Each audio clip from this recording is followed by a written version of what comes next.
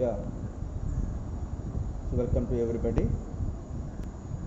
Now we are in the modern political analysis, the first unit.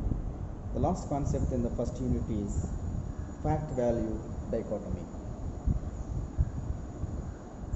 So this is one of the most important concept in this modern political analysis. So in a previous class we discussed the value based study, that is philosophical approach, normative approach. And there is second approach is there, that is the fact based study, that is empirical approach. The study of the political science is basically, so three approaches are there. One is normative approach, second one is empirical approach, and third one is behavioral approach basically. So value based approach is normative approach. It's completely based on the, mainly based on the focus on the values. And ought to be అంటే simple ఎలా ఉండాలి, state ఎలా ఉండాలి, government ఎలా ఉండాలి అనేది చెప్తుంది, అది values. And the second one is fact based, ఎలా ఉంది, గవర్నమెంట్ ఎలా ఉంది, స్టేట్ ఎలా ఉంది అనేది. ఇది మంచిగా ఉండొచ్చు, చెడుగా ఉండొచ్చు, బట్ ఎలా ఉంది, it may be good or bad, but what system we have, what government we have, what practically we have, that is called as the empirical approach, the facts. So this is the things, the two approaches, so fact based and value based. So what thing is here, so there is a dichotomy between these two things, the values and the facts. Always the values said, so this is the better way, this is the good. The values means the liberty, equality, and democracy, the freedom, fraternity. These are the values. So it may be sometimes abstract, you cannot see physically, you cannot explain very clearly, so you cannot define. So these are the values. Democracy, it is a value based system. The fact means generally what value we have, democracy is a good government, but in practically it may or may not be good. So this is the dichotomy. Dichotomy means two opposite arguments, the facts and values. There is always a dichotomy between the facts and the values. So now we have to see what is this concept. The basic material of science is valid and reliable facts. Even in daily life, one remains interested in gathering facts and associations. Most of his opinion, judgments, and acts with them. In the absence of facts, one loses ground and often encounters disappointments and failures. In natural science, most of the facts are tangible, specific, uniform, empirical, and objective and measurable. In social sciences, facts are both tangible as well as intangible. The proportion of intangible or abstract facts is greater, such as nation, state, caste, class, aggression, etc. A fact is an empirical verifiable observation or a statement about it. Social facts are physical, mental, or emotional. Verifiable emotional occurrences or phenomena which can be affirmed with certainty and are accepted as true in a given world of discourse. A social fact is a phase of behavior, thinking, feeling, or acting which can be objectively observed. In the making up of a fact, we isolate certain limited aspects of the concrete process, activity, event, happenings, or cluster of relations and interactions. So what is the political facts? What are the facts politically? Social facts are not so simple. People constantly remain curious about them, their exact nature, specifically or uniqueness, quantum, depth, intensity, association with their facts. Facts are neither uniform nor universal. Persons concerned with the various aspects of a fact have varying perceptions and evaluate it in a manner different from others. In politics, the problem is much more difficult, for fact can have multiplying effects. In the political arena, everyone is running after actual facts. Political leaders like to know actual quantum of their popularity.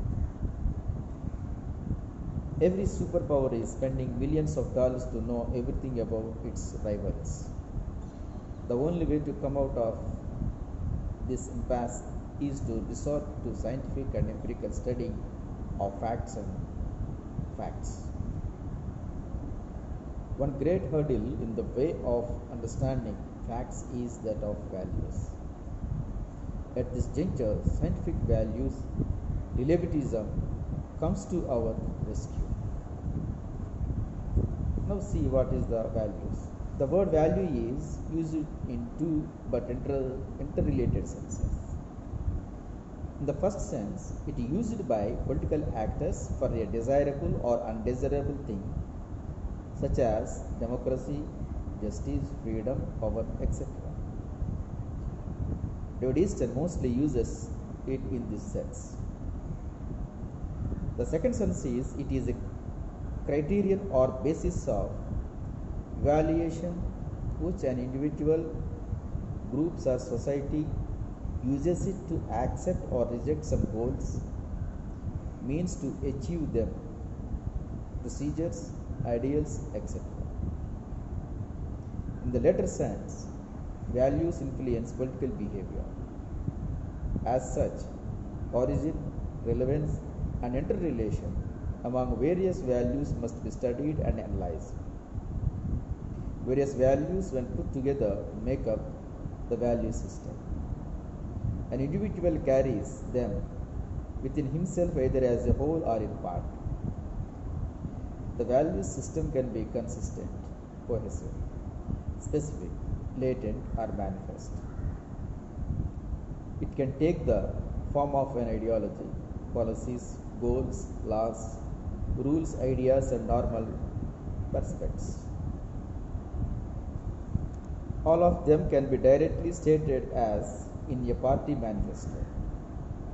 Otherwise, the values or the value system can be known by studying behavior patterns, value statements, culture symbols or words, literary or artistic expression, institutional presentation, or language formulations.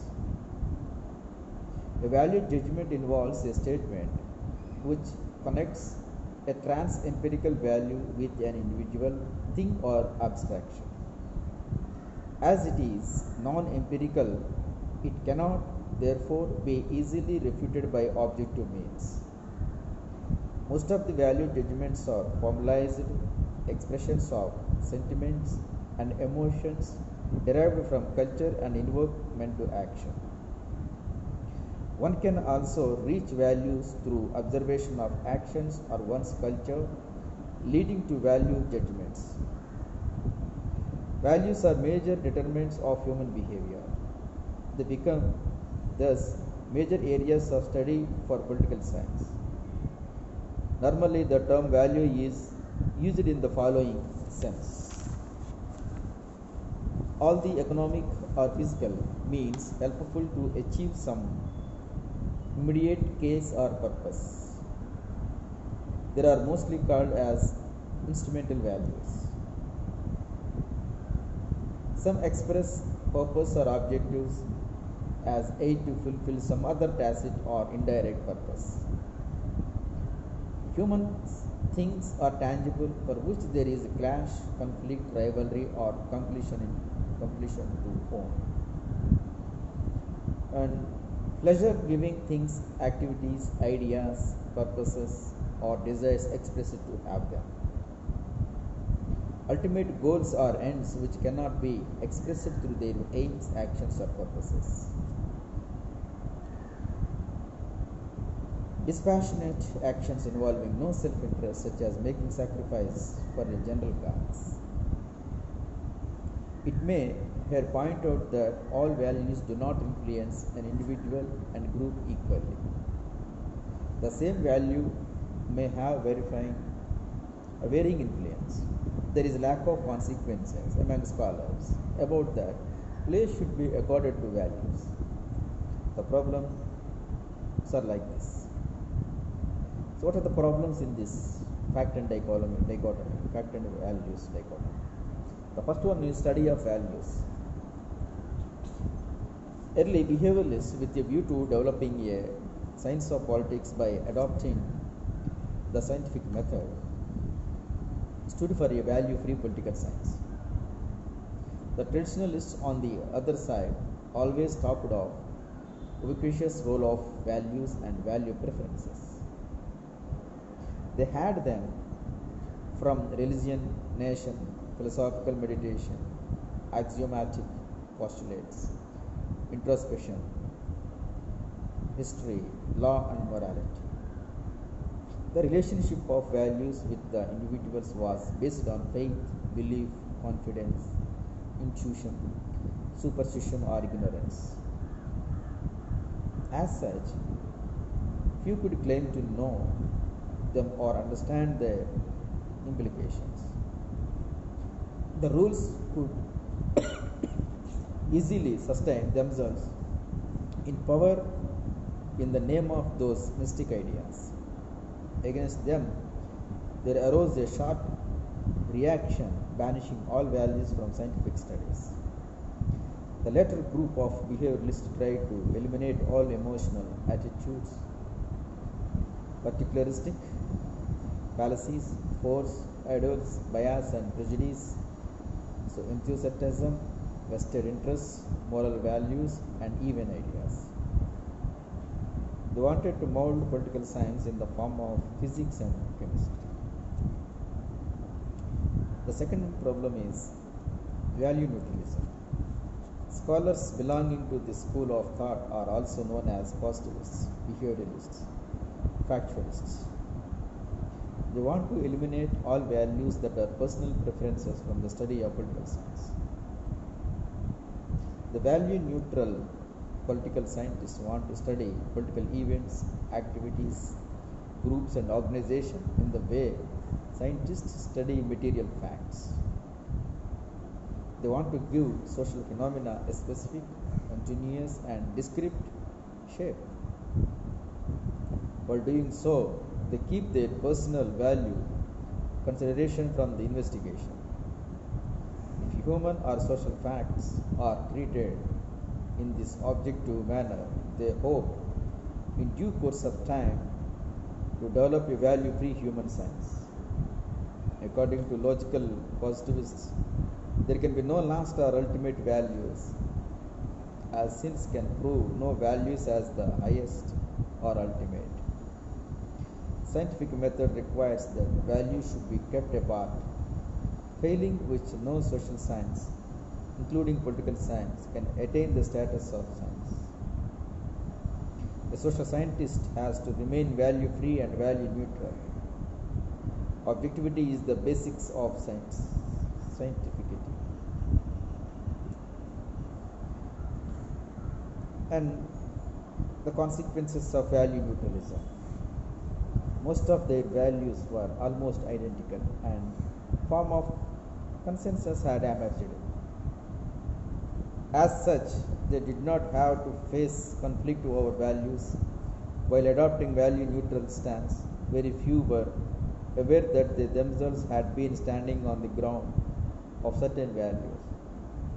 In this sense, value neutrality became a part of their scientific method. But this closed approach has proved to be great tragedy of 20th century. Some of the adverse consequences are enumerated below. Social scientists on account of their scientific method based on value neutralism, became unable to judge a goal or purpose superior to some goal or purpose in absolute terms. They could not speak on relative superiority of some values or purposes used as means in view of other ultimate values or purposes. All social scientists started deflecting from making any evaluations or criticizing preferences in definite terms. For all these spokesmen of science, our values were equal, as they, like any other assumptions, were beyond the purview of scientific method. No value was final. All values were treated as impermanent, provisional, pre-scientific and relative. And fifth one is, as all social scientists kept away from value-laden politics, they started living in ivory towers. The output, being value neutral, had no use for practical politics. They could now live and survive in any kind of regime, democracy or dictatorship.